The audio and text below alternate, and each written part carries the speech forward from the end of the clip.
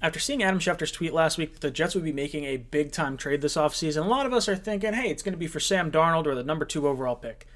Well, what if it's for a coach? J-E-T-S, Jets, Jets, Jets! Welcome to Jets Talk. My name's Ryan. I'll be your pilot today. If you're new here, hit that subscribe button. If you've been here before, welcome back. I love having you here.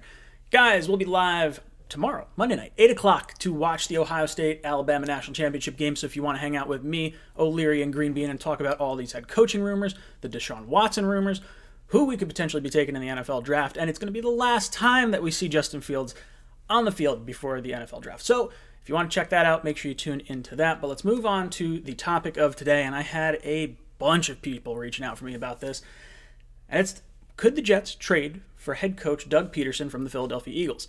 Now, this all started because Chris Mortensen brought up that Doug Pederson is meeting with the owner of the Eagles, Jeffrey Lurie, and he could be in trouble for losing his job. It may not be just the whole Carson Wentz thing. It could be, deeper than that. But it sounds like his job's not fully safe, and he could be traded or he could be, outright cut. So it's going to be a really interesting thing. And the reason this is, drawing some attention is because Joe Douglas came from the Eagles. He joined the Doug Pederson coaching staff, or I guess the team, in 2016, just 4 months after Pederson was hired. And they went on to win a Super Bowl together with Carson Wentz. Or, well, not really with Carson Wentz, with Nick Foles.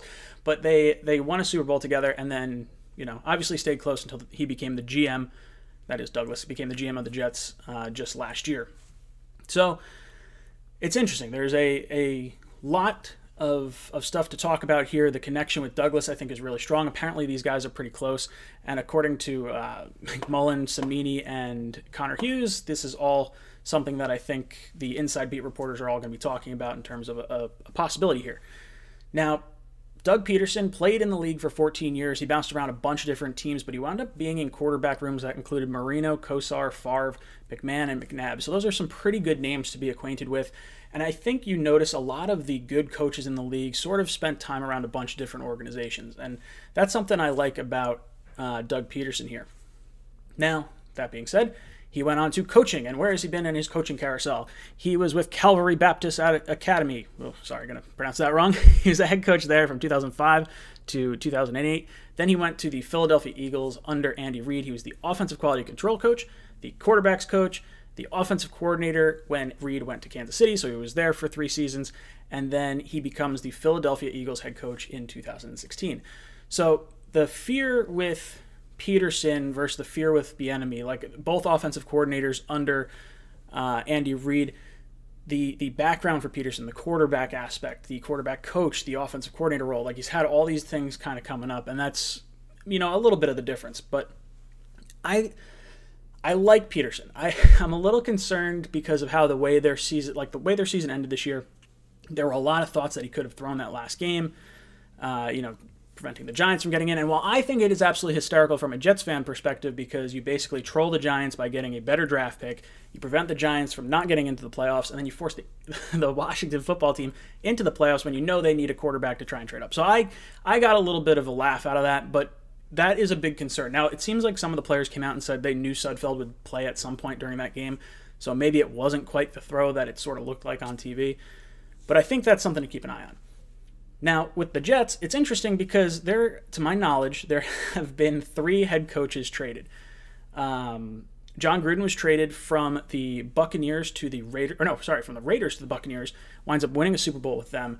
The Jets have been a part of 2 of the trades. They've traded Herm Edwards to Kansas City for a 4th-round pick and Bill Belichick to the Patriots for a 1st, a 4th, and a 7th-round pick. So some really interesting trades. Could you imagine if the Jets were in on 3 of the 4 head coaching trades that have happened in the last 20 years or 25 years or whatever it winds up being? A little interesting. Little nuggets that you get dropped around here at Jets Talk.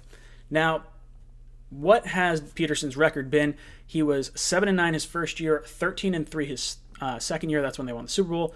9-7, 9-7, and then 4-11-1. So that last 4-11-1 is really concerning, and a lot of people are like, hey, he's trending down. Why would you bring him in? We don't want another retread like we got with Adam Gase in Miami to Doug Pederson now from Philadelphia to the Jets. The guy could be just fired or wanted to be moved on from. We don't want to pick up another team scraps. And I understand that. I get that.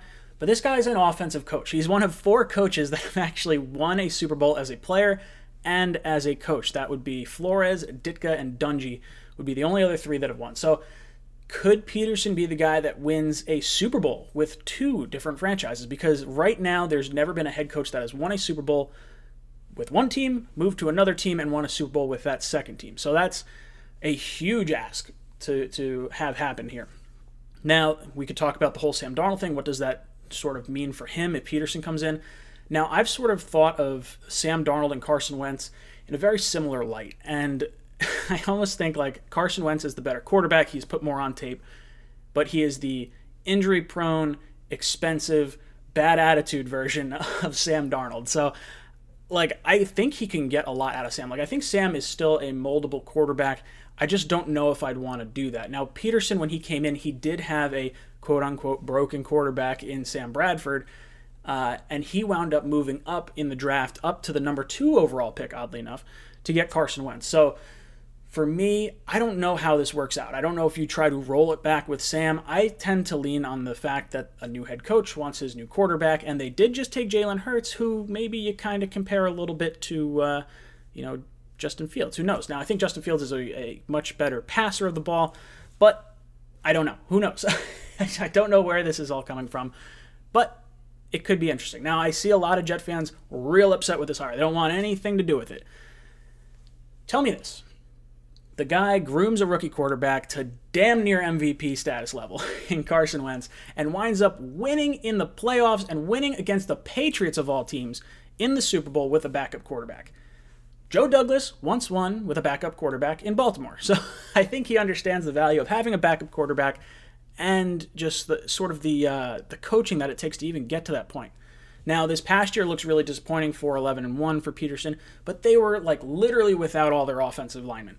Like, that team is horrible, and a lot of people put a lot of blame on Howie Roseman, the GM of the Eagles, and that's sort of where I kind of land as well. Now, they were without Jason Peters, Lane Johnson, Andre Dillard, like your top 3 left tackles, or just tackles in general, all knocked out.